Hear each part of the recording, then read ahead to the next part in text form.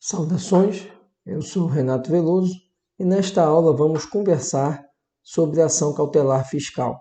É importante destacarmos que, embora o novo Código de Processo Civil não contemple mais a ação cautelar, tratando isso apenas como uma tutela provisória, ainda temos no nosso ordenamento jurídico a ação cautelar exatamente em matéria tributária, no caso, a chamada ação cautelar fiscal, regulada pela Lei 8.397 de 92. Por isso que ainda temos, então, no âmbito do Executivo Fiscal, no âmbito da ação de interesse do fisco, a utilização desse instrumento cautelar. Merece destaque ainda que, embora tenhamos a possibilidade de instrumentos cautelares em sede da indisponibilidade de bens previstas no artigo 185-A do Código Tributário, essa medida não afasta a aplicação da ação cautelar fiscal. A ação cautelar fiscal, ela, portanto, está contemplada na Lei 8.397 e ela terá uso, seja no curso da execução fiscal, seja antes de sua propositura, e ela terá por finalidade buscar meios de garantir bens que venham a adimplir créditos tributários já regularmente constituídos ou ainda não constituídos, ou seja, em fase de constituição, quando ainda estiver em curso o processo administrativo tributário. E a finalidade desse procedimento é justamente garantir que haja o adimplemento, haja o pagamento do crédito tributário durante a execução fiscal. É importante destacarmos que o STJ tem entendimento firmado de que é possível o fisco manejar a ação cautelar fiscal mesmo antes de encerrado o processo administrativo tributário. Isso por quê? Porque sabemos que a nulidade em qualquer negócio jurídico de um bem, ela só será reconhecida de plano quando houver inscrição do crédito em dívida ativa. Por isso que o STJ autoriza o uso da cautelar fiscal mesmo antes da conclusão do procedimento administrativo tributário, ou seja, mesmo antes do crédito tributário estar definitivamente constituído e devidamente inscrito em dívida ativa. Para o uso da ação cautelar fiscal, temos basicamente dois pressupostos. O primeiro, a efetiva possibilidade de perigo à prestação jurisdicional. O que vem a ser o perigo da prestação jurisdicional no âmbito da execução fiscal? Exatamente a impossibilidade de localizar bens passíveis de garantir o adimplemento da dívida tributária.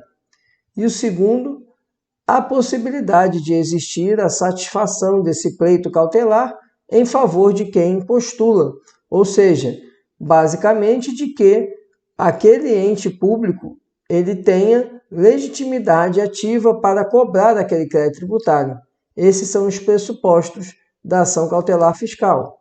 Assim, para o manejo da ação cautelar fiscal, é preciso que exista crédito tributário regularmente constituído em favor do fisco, ou, pelo menos, o crédito tributário em fase de constituição. E ainda demonstrações de que o executado, o devedor, está utilizando-se de meios para furtar-se a pagar o tributo, para manter o inadimplemento, ou seja, ele está se desfazendo de seu patrimônio, está contraindo débitos superiores à sua capacidade de pagamento, e estes são os elementos que vão possibilitar o pedido da ação cautelar fiscal. A decisão que conceder a liminar de ação cautelar fiscal será atacada por meio do recurso do agravo de instrumento. O fumus boni iuris, ou seja, a fumaça do bom direito, por parte do fisco, será demonstrada com a existência do crédito tributário e o perigo da demora com as ações tomadas pelo devedor para dilapidar o seu patrimônio ou aumentar o seu endividamento de maneira a impossibilitar o pagamento do crédito tributário.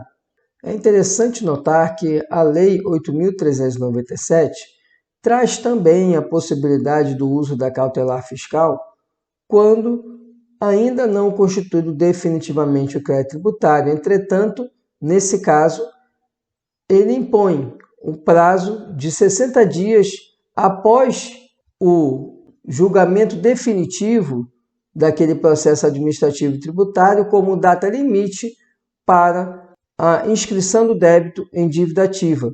Então, enquanto não realizado o julgamento definitivo do processo administrativo tributário, enquanto não tornado definitivo o crédito tributário, pode ser manejada a ação de execução fiscal. Todavia, o fisco terá o prazo de 60 dias a contar da data do julgamento administrativo definitivo para, então, apresentar nos autos a constituição definitiva do crédito tributário. Sobre o perigo da demora, não basta a alegação genérica do fisco de que o executado não está adimplindo ou não terá como adimplir seu débito. É preciso demonstrar, através de ações concretas tomadas pelo executado, que ele efetivamente está se desfazendo de seu patrimônio ou assumindo um endividamento que vai tornar incapaz a solvência do crédito tributário. E assim, com esse comportamento, inviabilizando o pagamento do crédito tributário no bojo de um executivo fiscal ou de uma futura ação de execução fiscal. Quais são os efeitos da liminar que concede a cautelaridade na ação cautelar fiscal? A liminar, primeiro, vai gerar a indisponibilidade dos bens do sujeito passivo. Com isso, o deferimento dessa medida na cautelar fiscal vai tornar indisponíveis os bens suficientes a alcançar o pagamento do crédito tributário. Assim, busca-se com a cautelar dar efetividade à execução fiscal, dar efetividade ao pagamento do crédito tributário. E o segundo efeito é, quando o demandado for pessoa jurídica, os bens do ativo permanente e também os bens de seus dirigentes ficam alcançados por esse efeito da liminar. A indisponibilidade dos bens, portanto, ele recai tanto sobre bens do ativo permanente da pessoa jurídica, como também sobre bens dos seus dirigentes. Entretanto, isso não vai alcançar os bens do ativo circulante, justamente porque é o ativo circulante que vai gerar o funcionamento da empresa. Então, a indisponibilidade decretada na liminar alcançará somente os bens do ativo permanente, prédios, veículos, determinados móveis, mas não vai alcançar os estoques, aquilo que é necessário ao funcionamento da pessoa jurídica. Além disso, essa indisponibilidade pode alcançar os bens do acionista controlador ou daqueles que o contrato social impõe o dever de gestão, o dever de administrar a pessoa jurídica. Assim, essas pessoas que serão atingidas deverão estar ao tempo do fato gerador na gestão da empresa, no caso dos tributos lançados de ofício. E ainda, no tempo do inadimplemento, no tempo do não pagamento do crédito tributário, nos casos dos demais tributos lançados por declaração ou por homologação. Portanto, como já foi comentado, o fisco terá que ajuizar a execução fiscal no prazo de 60 dias contados da data em que houver decisão administrativa irreformável, ou seja, quando não houver mais possibilidade de discussão do crédito tributário no bojo do processo administrativo fiscal. Então, o fisco terá 60 dias a contar dessa decisão definitiva para fazer o ajuizamento da ação executiva fiscal, caso a cautelar tenha sido proposta antes da constituição definitiva do crédito tributário e antes do ajuizamento da execução fiscal. A lei da ação cautelar fiscal ainda contempla a possibilidade da medida cautelar perder eficácia caso ela não seja implementada, não seja executada no prazo de 30 dias a contar de sua execução, ou ainda quando o débito tributário for pago ou se a execução fiscal for por algum motivo extinta. Além disso, perde a eficácia a medida cautelar fiscal caso haja garantia oferecida no executivo fiscal.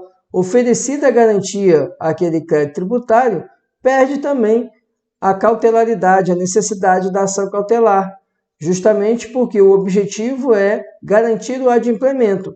Caso seja oferecida garantia suficiente a cobrir o débito, a cautelar fiscal também perderá o seu objeto. Esse era o conteúdo que tínhamos para conversar sobre a ação cautelar fiscal. Muito obrigado pela atenção e até nossa próxima aula.